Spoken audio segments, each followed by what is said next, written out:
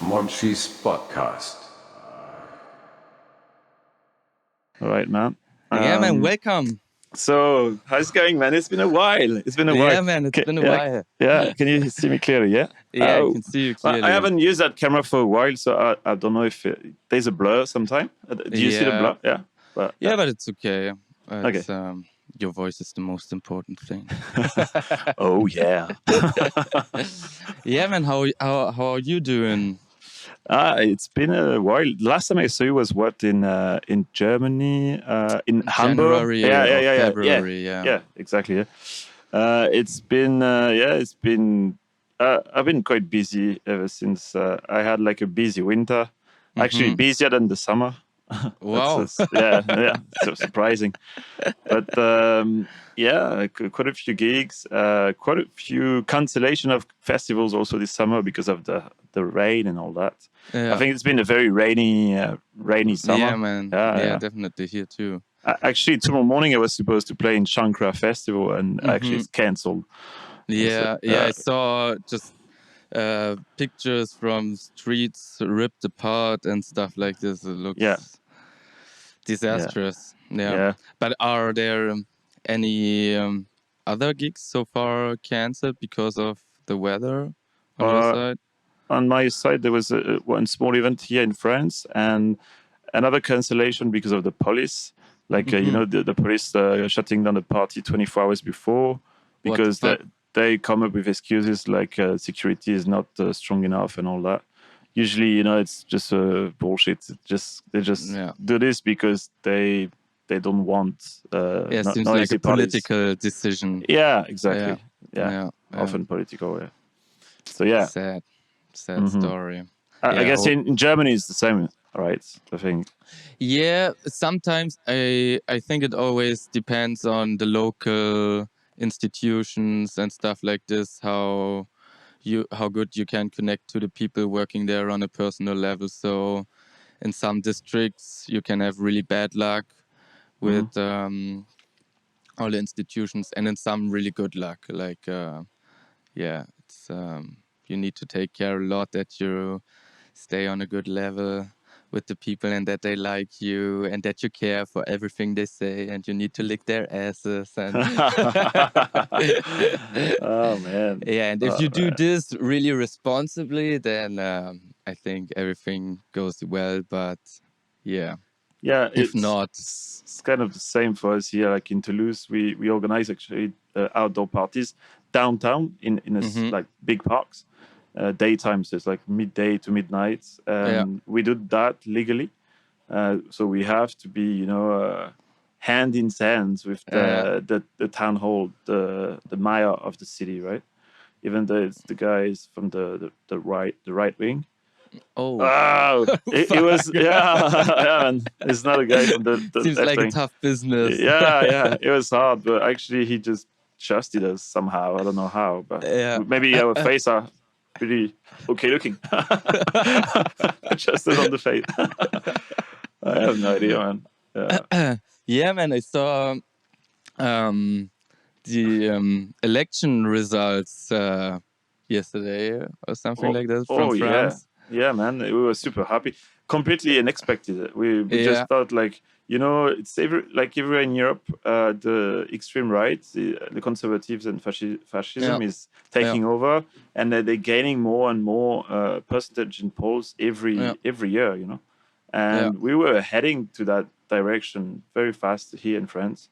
Yeah. But we don't understand what happened exactly. Like we think the medias are controlled by the extreme right, so they try to influence the public opinion. Yeah. And then somehow people woke up. I don't know what the fuck happened. And the second round of the election, it completely switched. People went straight to the left. Somehow they educated themselves within 7 days between the two rounds. I have no idea, man. Man, I really didn't expect it. Like I always try to make my inner peace with the worst case scenario. So I was already, I'm hoping that left-wing alliance, or at least that the right wing don't take over too hard. But yeah, that it actually happened that they don't take over and that the left wing wins, or at least the majority of the population and the politics can form alliance against far right. It's super nice to see. It's really nice because like the left wing, there are quite a few parties here in France. It's like 6 or 7 parties on the left wing, and none of them wanted to ally. So they all lost because they want to fight for themselves just on their little side, Classic left wing stuff. Yeah, man, ego. It's an ego thing, right? So suddenly they realized, okay, if you ally, that is 4 parties. We're gonna be strong enough together to rise and fight the opposition. Really nice. And they made it well. So finally. Yeah, man. I'm usually in the beginning when I started this podcast, I was like, I don't want to talk too much about politics on the podcast. It should be an unpolitical thing or whatever. But in the recent times, I have the feeling it's also like luxury to be unpolitical, or at least I felt that. It's also time, for example, in this podcast to say, "Yo, man, left-wing stuff against far right." Yeah, exactly. I believe like Psytrance is a political movement somehow. Everything is politics, right? When you choose to do something in life, it is a political choice. Yeah, I agree. And Psytrance has a political philosophy of anyone can interpret them the way they want, but I believe that we shouldn't shut up because it's Psytrance and it's supposed to be alternative. Alternative doesn't mean not politic, Yeah. There is alternative politics, so... Yeah, I sometimes have the feeling that at least in a party context or in a festival context, it's like made for not forgetting the stuff, but for having an escape. It's an escape tool, as sometimes it is to me, to escape from all the new stuff and to just focus on the here and now and being together with people. But I also agree that it's so inclusive, like everybody has its place in Psytrance, everybody is welcome, that this is already a pretty political thing. It's not excluding anybody. Exactly. Maybe, everyone is concerned, I think, especially like the artists and producers like me. And if the extreme right was going to win, then I would lose my job as an artist of the state here in France. Really? So I'm directly concerned, right? I mean, it's the extreme right intend to do massive cuts in budget in the cultural side. Okay. So they would be basically like no more culture and erasing any kind of alternative arts and stuff like this, because they judge it's not necessary for the society to go forwards. Yeah. That is what the fuck, man? What the fuck? And also Jan on the last podcast, the Synthetic House, and he was also already explaining how it works, like the really nice artist government deal. In France. You can have over there, we are so lucky to have this. I think we are the only countries in the world having that status. It's called intermittent du spectacle. It's like if you do enough gigs and you produce enough music per year, then you become eligible to that status, and then the government is paying you to keep on that's so nice. Producing Psytrance basically. Hey everybody, I just wanted real quick to thank today's podcast sponsor, which is nobody at all. It's just me. So, to maintain this podcast ad-free and to support it, please consider very, very seriously to head over to patreon.com/Monchi_SquareLab and choose one of the tiers there, starting at $3 per month, to support me doing the show and to supply you with high quality podcasts like this. Cheers. Yeah, man, it would be. Yeah, man, I'm really happy that you're able to continue now this journey as before, and that there are no budgets cuts and cultural stuff. Because it took, to me, it really took a long time until I really understood the value of cultural stuff. Like, because it's nothing material, no material. It's really hard to grasp the value in a capitalistic system, because it's something emotional happening. But I think if there is more and more culture, or what culture does is that it allows you to explore yourself and to get to know yourself way better, what you like, what you don't like, and to evolve in your personality.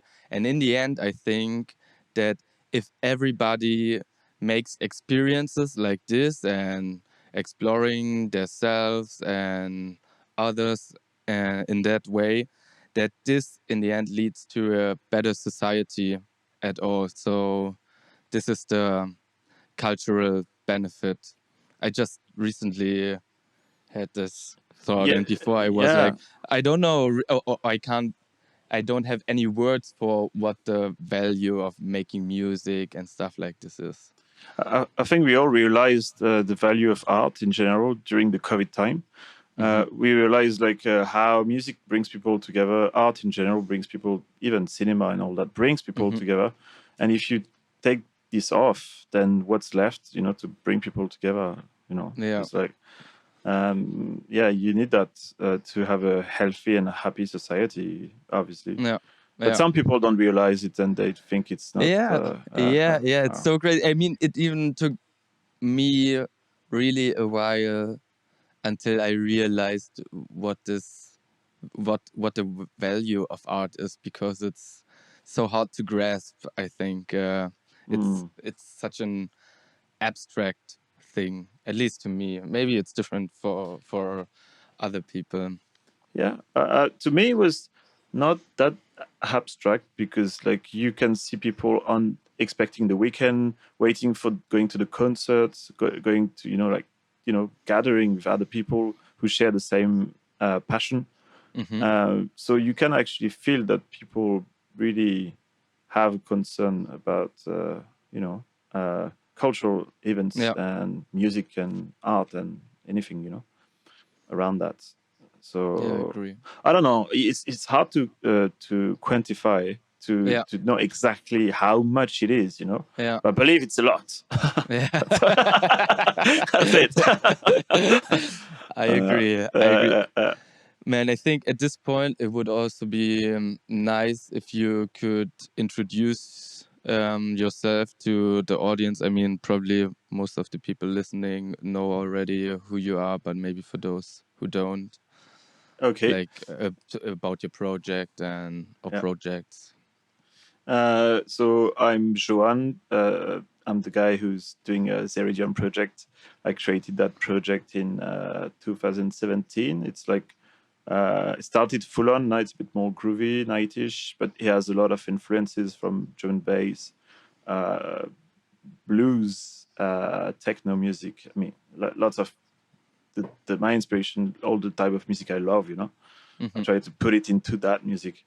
Um, so yeah, I created that project 7 years ago now, or 8 years ago, and I just created a second project 6 months ago called Johnny Void, which is a techno project, a bit more free, less code. Like BPM can actually range between 132 to 150. That's Yeah, a bit of a large range, but it's a project which is where I'm feeling a bit more free to do random stuff, yeah, all the stuff I like, yeah, because the Psytrance project has I think people have some expectation, and sometimes you try to follow what you want, but you somehow have to fulfill what people yeah, want sometimes also. yeah, So you have to yeah, compromise in between those two. yeah, But whereas with the techno project, I just follow my heart. That I don't have to fulfill anyone's expectation, and I don't have to fit any boxes, you know. Yeah. So yeah. Well, we always try not to fit boxes, but somehow, to be honest, we do a little bit. Yeah, I think Psytrance can be super generic, or like there's a kind of formula to it, how it works, how the storytelling works, what people expect, and yeah, how the tension is getting bigger and bigger, and how an atmospheric part should feel like. I know it. There's no rule how it should feel, but yeah, I realized this a lot, and also I think this is why a lot of people who are not so super familiar to Psytrance say, I really often hear the sentence that it all sounds the same. Of course, I know to me it's really different because I'm really used to it and I hear it a lot. But yeah, there's a greater scheme of Psytrance which can be really strict. Yeah, and so The the rules are kind of unspoken, right? But they are there. They are yeah, here. You know, like yeah, you can feel that if you don't put that kind of psytrancey kick, then yeah, it won't sound like psytrance, yeah, and then you yeah, won't be part of the of the yeah, team. yeah. It's very much like this. Even though psytrance is supposed to be super alternative and super but sometimes I feel like there's too much rules to follow, and Yeah, I agree. yeah. I try to escape those rules anyway. Like you hear my production, right? I do some Yeah, stuff I which still can remember this Ghetto Blaster track, which yeah was really a different thing, like to me, with this drum and bass part, which is like really long. Usually, it's just when people do different stuff like this in Psytrance, a genre switch. It's just really short, and you can expect like the Psytrance kick and bass coming soon in again. But in this track, no man, it goes on. It's now it drum goes and on for bass time. 3 minutes straight of Yeah. breakbeats. It's like Yeah, I and really appreciate this. I really like it. I really thought like I wanted to develop that part. I didn't want this to be a break. I wanted this to be a full part of the track, Yeah. And some people told me, "Oh, you should make that break shorter." I said, "It's not a break. It's a full part of it. So leave me alone. It's 3 minutes, and it goes on for 3 minutes. No, nothing shorter than that." Yeah, nice. Yeah, I also have this feeling of getting sometimes tired of Psytrance production, and to me, probably what is techno to you, to me it's like creating IDM-ish halftime, maybe a little bit dubstepy music, but with a lot of glitches inside, and it to me it also feels really free, because I think also it has to do with that I'm not used to it and that I'm still in the state of exploring what's possible in this other genre, rather than with psytrance. It's I explored already some years, so I got used to so much stuff, and yeah, I think it's super important to make these fresh experiences with new genres, and then connecting those from time to time. And so I have the feeling like with this IDM stuff, I always can give my psytrance production a fresh touch. Yeah, exactly. Yeah, I see psytrance more as a psychedelic style of music, and I think it's like okay to bring in some breaky sounds, and as long as yeah, you keep the vibe psychedelic, that's all what matters to me. yeah, Really, like because we can all get tired of the ta ta ta ta ta ta ta ta yeah. ta. You might want to go for something like you know, and it's fine as long as you bring it nicely. It has to be Yeah, nicely fitting, implemented. Yeah, nice sounding, and all that. yeah. I think it's fine. Some people agree on that. Some people don't. It's okay. We all have different taste. And Yeah, I can remember that you told me of promoters who really got pissed when you were not playing just straight psytrance. You mean like, oh yeah, when I was in Goa, like some promoters. Yeah, something like I this. It I was won't give any name here. yeah, Zero no. name. And Just to yeah, say yeah. that Uh, it's true. Stuff yeah, like this happens. yeah. It does happen. But you, once again, you can't please everyone. So Hmm. that's not. There's no point on pleasing everyone, right? Yeah, We do that music genre to just to do what we love for real, like to stand out from the rest, from the pop culture, I guess. hmm, And we just, yeah, it's a niche, right? Like it remains small, and it will remain small, but it's okay as long as you love what you do, and as long as you have a little, crowd also following you and loving what you yeah, do, and yeah, sharing ideas, sharing sounds, and sharing all, these, views. It's all what matters, right? yeah, yeah. I agree. So, man, is there like, would you consider yourself right now more doing stuff for Johnny Void or more for Zeridium? Or is there. No. I'm the guy from Psytrance more than Okay. techno. I just Yeah. create the techno side project just to escape a little bit, because I Yeah. have like some industrial, ideas sometime, like putting, and which I can't put in Psytrance. So I Yeah. use it for like big techno rumble kicks. Yeah. I had to do that, but no. I'm Zeridium first. I mean, like Okay. that project is developing well these days, and I I have lots of ideas, lots of inspiration lately, and the actually both projects they carry themselves. Like Mm-hmm. the techno project gives me idea for Zeridium, and Johnny Void gives me idea for Johnny Void. Okay, you got me. Yeah. Yeah. Yeah.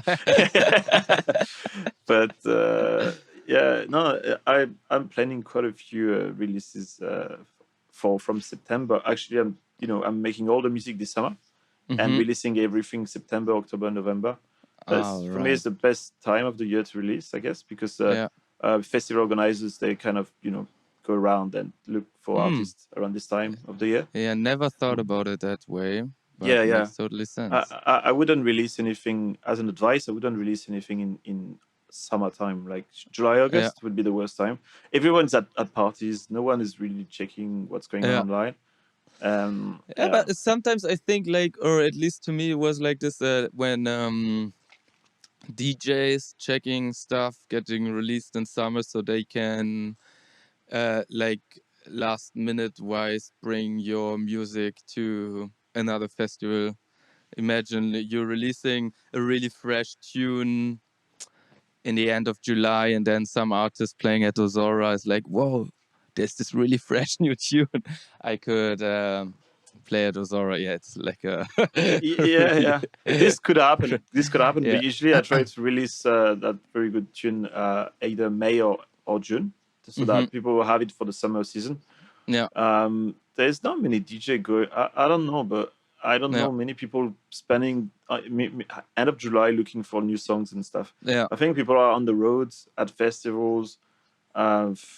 Yeah, it's not for me. It's not the best. Maybe it could be a good occasion as yeah. well, but Yeah, but for I me, agree. I yeah. guess this what I mentioned is just a special case. Yeah. I actually had a couple of releases in the summer 2022. Really good tracks, and they didn't really make much sound because Hmm. Yeah. people didn't really notice them. I had to do promotion again in September. Then people started to see it. Yeah. But yeah, just summertime is a special time, maybe if not Okay. for yeah. Yeah, I will keep this in mind. Yeah. Yeah. Definitely. Your track you released the latest one, the collaboration with what's his name again? I forgot. Octa. Octa, yeah. That Yeah. track is nice, man. Yeah, I man, like it's a that. Yeah. banger. Yeah, it's actually the oldest track I, or from my side, which was it was the first track ever finished where I thought like I could release this one, but now yeah, I first released my EP and all the tracks in the EP are newer, But yeah, man, it's a fucking nice track. I really enjoyed the time making the track with Daniel. We also were like in I don't know if you know about Muse sessions. I promoted a lot of time and Muse yeah. session. Yeah, Muse sessions, it's something like it's a software like Zoom, but made for producers to make together music online. So it has a lot of extra features, for example, lossless transfer of the audio quality, and you are also able to control with your MIDI controller parameters in the DAW of the other person in the other person's store. So imagine you have a MIDI controller right there on your table, and you were seeing my project, and then you can control parameters in my project with your MIDI controller. Wow, that's amazing. Yeah, Okay. it's a really amazing software. Actually, we were using it a really long time when it was in a free beta. Now it's you need to pay for it, but it's also really nice because if there is one member who has like subscribed to Muse sessions, then he can invite everybody else, and they both also the other participant will profit from the benefits of the subscriber. So yeah, it's a really cool software. And Daniel was showing this to me, and then we were having a lot of sessions, just chats like these, and creating music Because meanwhile. Octa is from Portugal, right? Yeah. Yeah. So you guys didn't meet to make the track. You Actually, yeah, never. I booked him once for a party here in Germany. We had like 2 hours of having really nice conversations, and then now I consider him as a really good friend of mine. We catch up weekly in Muse sessions since the moment. Yeah, it's he's a really nice guy. Nice, man, nice. Actually, I never considered doing collaborations like that. Usually, like for example, at the moment, I'm making a collaboration track with Airi from Sahman Records. Maybe you know this guy from Japan. I know him. Well, so I was touring in Japan last year. We started the track last year in his studio. We spent 3 days, and actually now we spent our time sending stems over.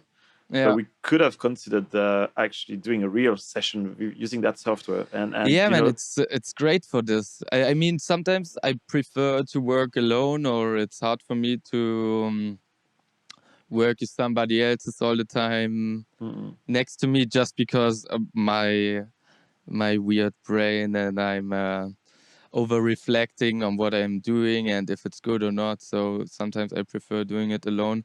But yet, for making general decisions of how the track should go and where to make this or that break or whatever, it's a really nice software. And of course, you can also screen control. It has pretty much all features which Zoom also has, but also more on top of that. Yeah. Okay. I can send you a link afterwards to it. Yeah, definitely. Yeah. It's really nice. Well, obviously, yeah. When we do collaborations, like I also need my personal time. Just on my own to. It feels like more magic is happening when I can, focus, kind of have like a silent moment with the track on my own. And some other type of magic is happening. Obviously, there's magic happening when we both of us make the track in the same place. But I also need to have this meditative moment in front of the flow. track. Yes, to get in the flow and to bring something special, which you can't actually get when it's two people working at the same time. And I think usually like the guy I'm doing the collaboration with is also spending some time on his own, bringing in some special flavors. So yeah, it's and some producers, they actually managed to build the whole track, just two of them in the studio and not having separated time. But I think I could not do that. But yeah, everyone has their it's own style. for me. I just don't like to be in or both feels sometimes weird to me. It feels weird sometimes to be in the waiting line when somebody else is like, or my production partner is just doing stuff and getting lost, and I'm sitting there just by myself, maybe looking on my phone for 10 minutes, but after these 10 minutes I'd be like, okay, what to do? But yeah, so but I guess there are also solutions to this. I mean, I'm not a video game guy anymore, but I think this would be also, for some people at least, a good solutions. One was playing a video game, the other one's making music and then changing every once in a while. Or what also Daniel told me once, that he would do like sessions with a friend just in creating presets. Like I think everybody had like always a fixed amount of time, like 5 or 10 minutes for creating a preset, and then the other one just creates a preset, and it's not so much a arrangement type of making music together, but yeah, just jamming presets together with which you then could later use in tracks. I think this also sounds really fun to me.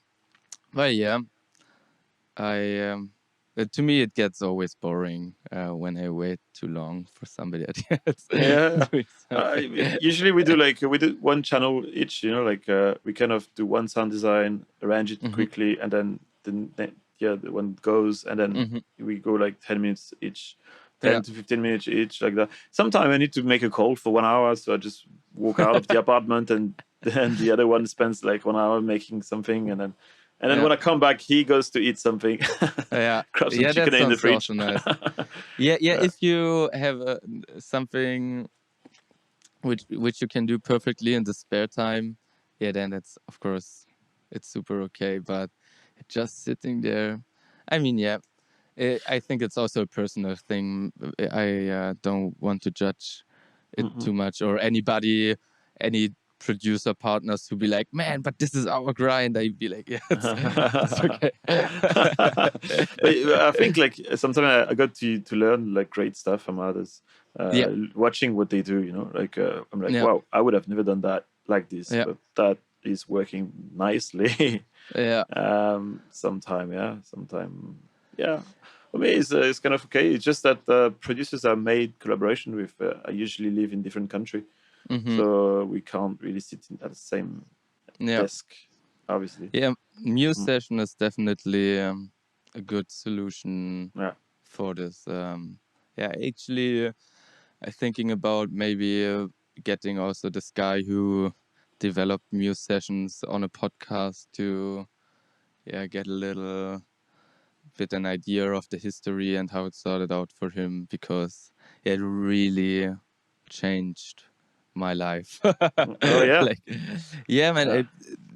I also said this before on podcast, but it's now not just Daniel Octa with who I chat on Muse sessions. There are also some other guys from Portugal, like Rafix and Chiqui Jojo, and there's like a whole gang of Portuguese producers, and which always have those sessions. Sometimes there are 5 people inside and everybody's producing Psytrance, so it's also nice to have like really a group of nerds sometimes, because it can be so solitary making Psytrance. Like, you're, at least in my city, there are living some music producers as well, but the majority of the time I'm being stuck alone with my ideas and stuff like this. But since I discovered Muse sessions, I have regular meetings with other producers to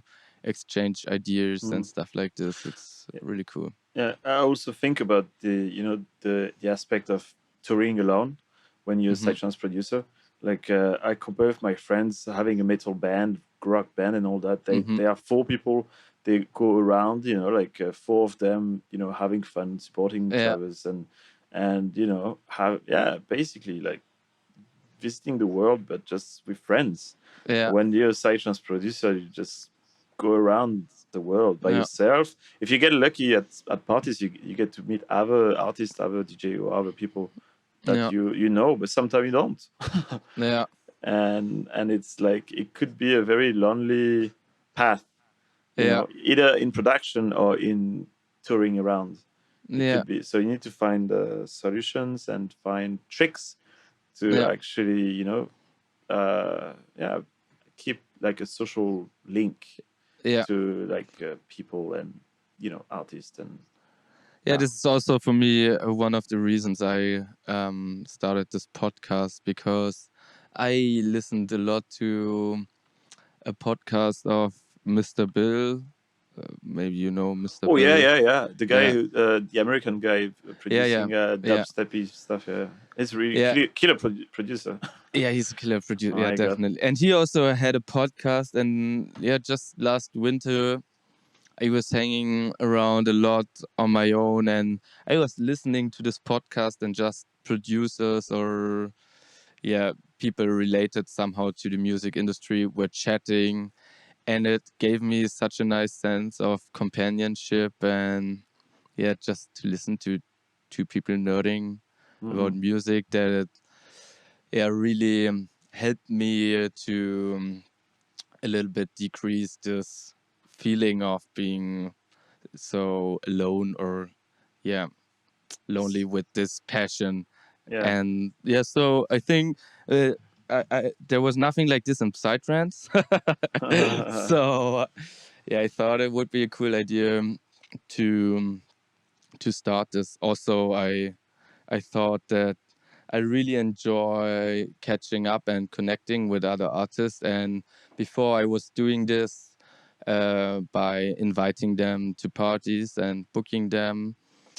But now I realized, because I don't like to do parties that much anymore, at least the organization part, I just Oh, you can. become old, man.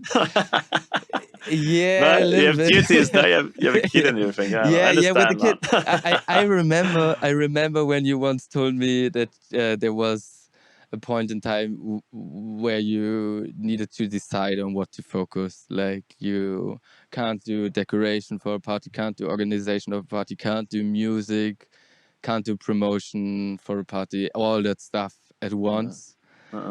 And so with having a kid, it was pretty obvious that I can't do all of this at the same time anymore. And I also didn't like the fact so much anymore that it was obvious that I will get really wasted at that specific date. And also it was really a struggle with having a kid, because I need to prepare the party a day before at least. Then there is the day of the party where I need to stay up all the night, and then I need at least one day to recover. So it's 3 days of the week just going there for one party, and it's too much time. And and also I find new workarounds for experiencing just the nice stuff from organizing parties, just having gigs, for example, or just inviting other artists to this podcast to chat with them Oh yeah, man. instead of. Well, I 100% understand you, man. Like we have a little association here in Toulouse called Chronozen, and Mhm. I was part of the organization ever since 2017. Actually, when I created Zeridium, Mhm. and we organized like tons of parties, indoor, outdoors. It was really really fun. But maybe 7 years later, I get a little tired, Yeah. and I'm less involved. Maybe Yeah. I'm sorry to my friends there. No, they do all the work instead of me. But it's we all change, right? I mean, Yeah. we all evolve. We all have different purpose. We all, and Yeah. it's And I good think to follow what you believe in. yeah. And I think also 7 years is a decent amount of time. Yeah, man. So, yeah. I'm getting white hair, man. White hair. Yeah, definitely. You contributed your amount of time to the scene, and I think 7 years is really a lot. Yeah, exactly. And I'm still involved somehow a little bit, and also involved in other association called Hello Coconut. Maybe you heard of Yeah, it. We yeah, organize People Are Strange. yeah, So I get involved a little bit in different. But yeah, I the organization side can be very stressful and tiring yeah, sometimes, and if you also producer, then wow, it's like piling up, yeah, amount of stress and hours yeah, and yeah. yeah, definitely. Mm-mm-mm. Yeah, how yeah, you just told me that you were like a really long time on the festival side of People Are Strange. Like, what was your what were your tasks there? How deeply do you were involved in the organization? So People Are Strange is like there's a crew of like about 10 to 12 people working like Mm-hmm. for like the whole month almost, and then during the year there's 3 people working in the office for like almost full time. It's Mm-hmm. big organization. It's a lot of work, man. It's crazy. You Yeah, wouldn't believe. It's yeah, only I believe. 1,400 people for 4 days, but my God, the amount of work done, Yeah, is insane.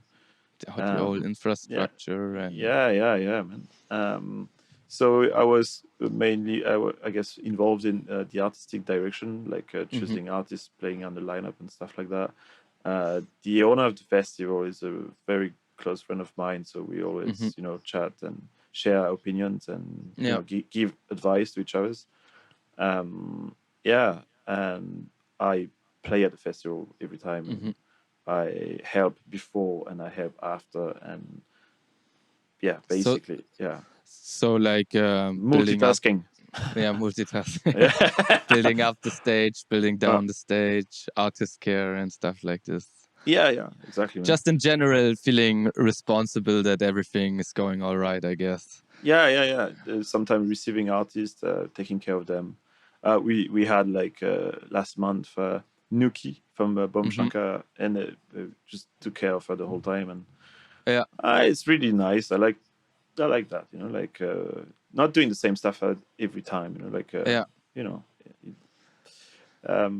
But it's going well. It's going well. We do the open air festivals like 3 or 4 times every summer, and Mm-hmm. it's like lots of people, and people are very happy with the music being Yeah. played, the vibration of the place, and yeah, and People Are Strange Festival was like a celebration of all this, Nice, and it nice. gathering all the beautiful people to create something, pretty. Yeah, it seems super like a super has a super familiar vibe to it, at least Yeah. to Everybody me.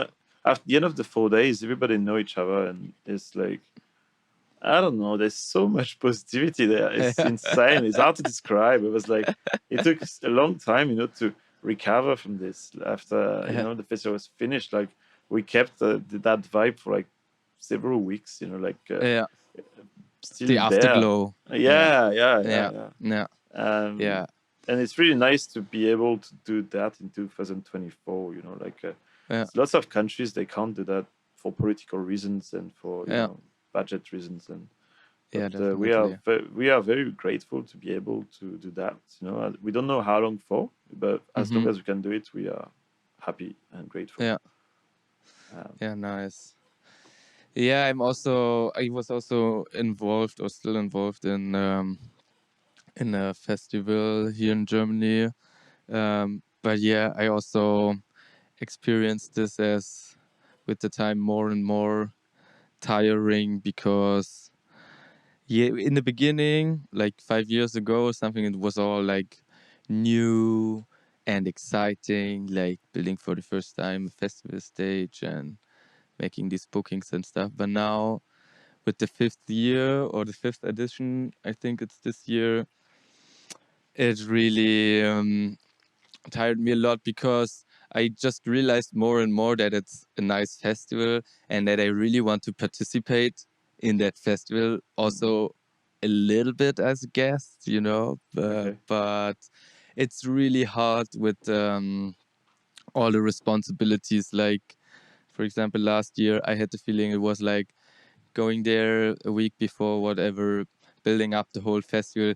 Then there is the big party, and I, with some other, was responsible for the stage and artist care and stuff like this. So there was always a hustle, and then afterwards, building down everything. And I thought to myself, man, I just want to experience this festival like a visitor, or at least Yeah. when I'm preparing like weeks before, and then afterwards building everything down, I want to have this festival for celebration of what I did, and not also work during the Yeah. festival too much. I feel you, man. It's like last year at People Are Stranger, I worked before the festival, after the festival, and during the festival as a stage manager. So I was taking care of artists, you know, coming and playing. And I was also playing my projects.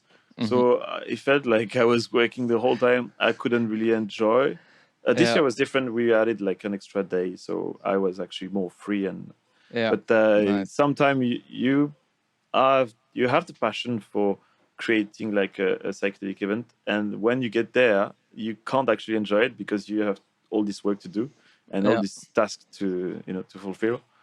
So it's kind of a paradox sometimes, but I think it's cool to do it once or twice, but if for me it was the sensation of doing this on a regular basis somehow, like to know next year it's the same hustle again. So I will probably after this year take a break in this. And also I I got weirdly inspired by my camp neighbors last year at this festival. It was like they were wearing like really strange costumes, like for a theater show, but really low budget style.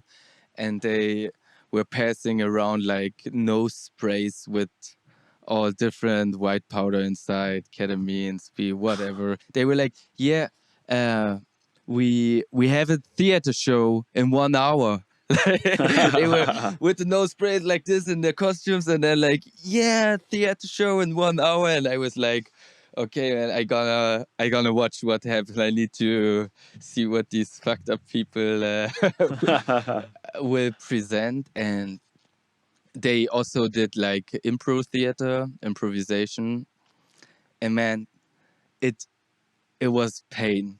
It was pain to watch like these people, like, man, out of this world, standing on a stage trying to improvise anything. It was just a pain to watch, because none of them were like a professional theater play and a professional actor or something like this. Just some people taking drugs and wearing costumes, you know.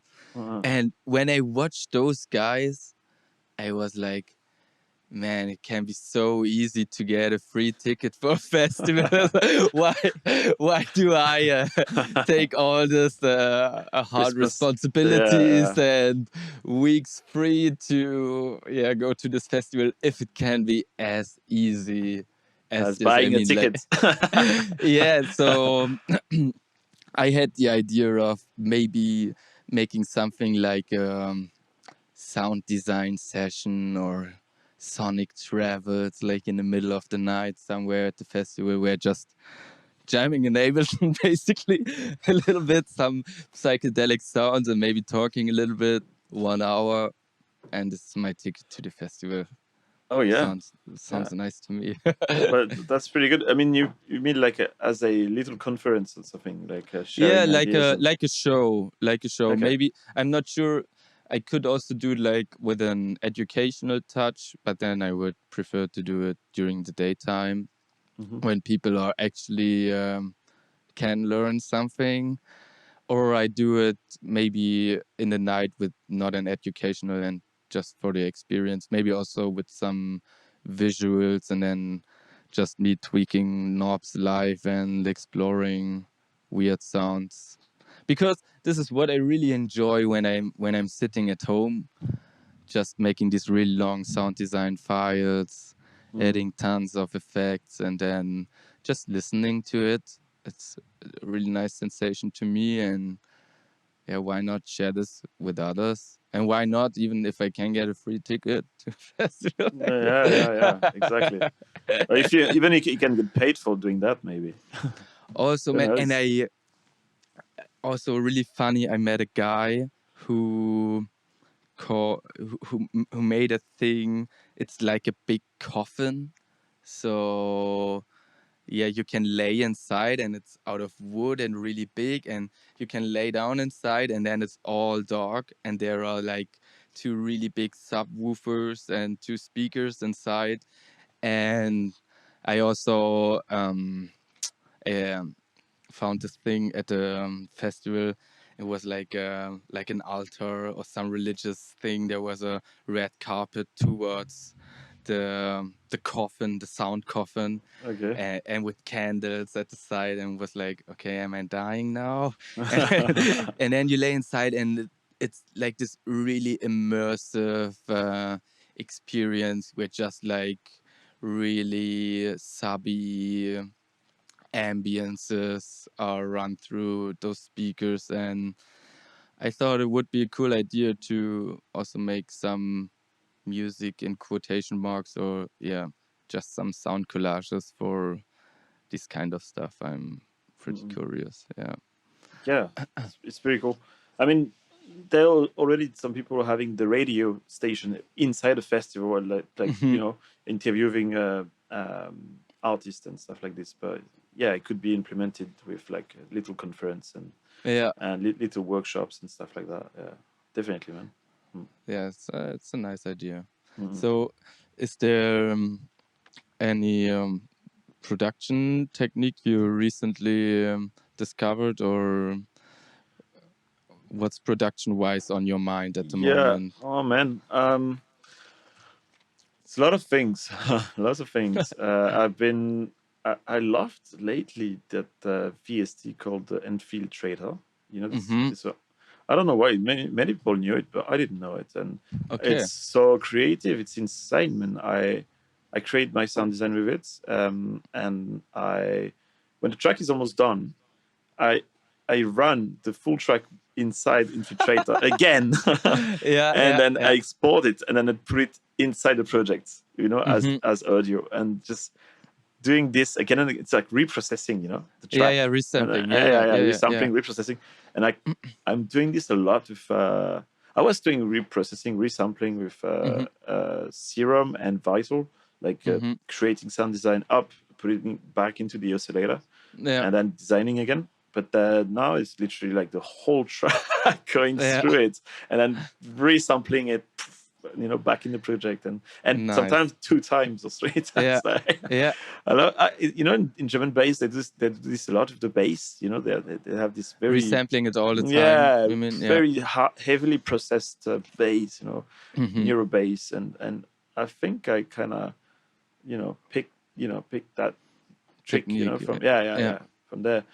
I'm loving it. Like you get to reach some sounds that you never heard before, and it's crazy. So I love. That's what I'm experimenting at the moment, Yeah. and also I love creating racks. Mm-hmm. Like racks, like basically one rack, one MIDI file, and then Mm-hmm. actually you can actually have a whole track of that.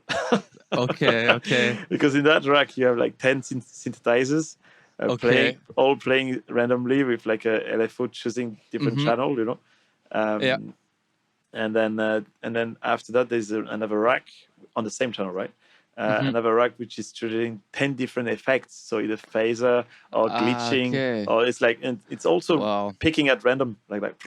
Yeah. So synthesizer picked at random and effects picked at random, and Ah, then I nice. have on the last part I have like a whole rack, a neuro rack, which is like lots of notches, Mm-hmm. sweeping back and forth like Yeah. that, and having like bringing a lot of harmonics and giving a lot of movement And at the end of that, you have this nasty, crazy sound, very Yeah, thick and very full of harmonics, which nice. never, never sound the same. Like you could run it for the whole day, and the whole day it's interesting to listen to. Yeah, yeah, yeah, yeah, uh, yeah. Gotcha. so I enjoy doing that right That now. sounds really nice. Yeah, man. I'm always amazed by how deep you can go in creating racks and Ableton. It really feels like you're building a house or something really complicated, or also a little bit like coding, or like to have all those stuff interfering with each other. And it, when you, or at least I have this a lot of times that I lose track of where I am and all my racks and all the structures where I need to scroll to change a certain MIDI mapping or parameter or whatever. It's really crazy. It took me a long time until I realized how deep you can go with the Ableton racks. I think it was when I first discovered these Jump Street racks Oh from yeah, that was very Futurephonic. inspiring when Yeah, Raphael did all these racks. I was like, wow, that was like 3 or 4 years ago with Futurephonic, yeah. yeah, And I was like, that's crazy work. yeah, definitely. Fuck, Yeah. fucking hell, very inspiring, man. And yeah, I think if Raphael is watching us now, man, you're a killer. You know that. um, yeah, Yeah, that they are was amazing. quite something. So yeah, the racks are actually I can kind of make a track with like I have like 3 or 4 different channel rack, Hmm. and I can actually write a 7 minute track, 7 minute track with those racks, Nice. and they always sound different, and they always have like crazy sounding. Some are more in the highs, some are more in the lows, Hmm. some are more in atmospheric, and some are more like dry. Yeah, But I love like the contrast and mastering the contrast. The yeah. contrast in the arrangement, like having some It's very quiet part of the track, some very loaded part of the track, and contrast in the sound design, like having some very high little, yeah, sparkling thing, and then some very deep, growly sound, close to the bass. Sometimes yeah. almost, overlapping with the bass. Lately, like my sound design has been very, very overlapping with the bass, and somehow it works. I don't know. I like it like that. Some people say you should cut, a bit more, but I'm like, I Yeah. like it like that. It's like If it sounds good, yeah, yeah, it's like my sound design now is almost becoming my bass. yeah. It's like,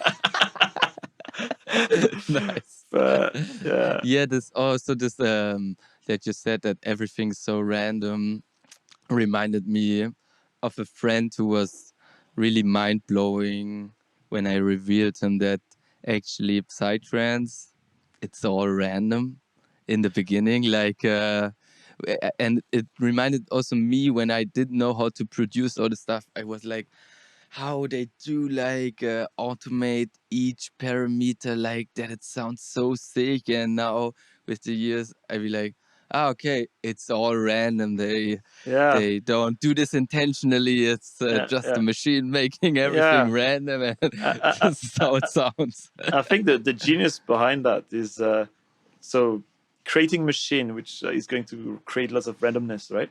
But Hmm. picking the genius the magic is happening exactly when you pick the right bits and you Hmm. know how to put it in the right place in the arrangement. That is Yeah. when the magic is happening.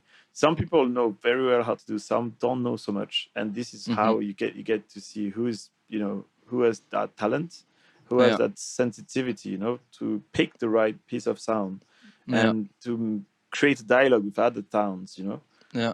I think um, I think it's like yeah, that it's no big deal to create something very random as long as you know what Yeah. to do with the randomness. Yeah. Like if you create something random, you keep it random, then it doesn't have much sense. Maybe Yeah. you know, Yeah. but Yeah. I agree. yeah, but it's true that at the beginning, when I started Psytrance, I also thought they were doing all this automation and Yeah. creating that sound according to that one. And I was like, this is insane. It would take me a million years to reach there. And actually, Yeah, I think yeah, Mr. Bill here also said once that to make really complicated sounding music, each step in the production should be really easy, or to achieve this level of complexity you need to have really easy way or simple way to create it, in order, because if this were connected on a 1:1 ratio, yeah, it would be impossible to make No, really yeah. complicated. It would take years. Yeah, man, exactly. I saw some friends of mine trying to achieve that through not doing random things. Okay. And it sounds good, but it takes them ages, man. Really, really too much. Like 3 months, 4 months to make a track, you know. Yeah. It's like I think it's like I enjoy actually letting the machine create random stuff and getting surprised by this, you know, Mm-hmm. and then Yeah. actually being like kind of the audience of like Psytrance of the synthesizer, Yeah. and then listening to the craziness and capturing that craziness and putting it in in the arrangement. Just and, give the gross direction of exactly. to set the boundaries, and within those boundaries, the randomness can do whatever it wants. Exactly. But there's also lots of randomness you create that you can never use in your production because it's too much. It's too loud. It's too crunchy, and it's too probably 80% of what I create. And it's about this. It's like 90%, I would even say. Yeah, I agree. I agree. So hey man, I think it's probably already been a little bit over an hour. Is there anything you want to plug at the end, like where to check out your recent works, or whatever? Lately I've been I released a track on Zeridium record not long ago, a few weeks ago, called Radio 106. It was in collaboration with Rube Greats. They are killer guys. We had a lot of fun making it. One can definitely hear this.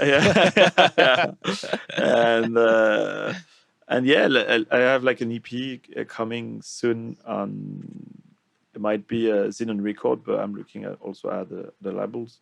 I have basically everything's coming in September. Some surprises, some stuff I can't mention right now because I want to keep it as a surprise. But it's all it should be all happening in September. I'm gonna take some time this summer to really dive into like creation and cutting a little bit social medias, because social media is taking so much time, it's overlapping on the production side, and I'm a musician. I'm not a social media content creator, I somehow we become like that, right? But I want to limit it. I want to limit it to a certain amount of hours per week, and I don't want to go over that because my life is losing the point otherwise.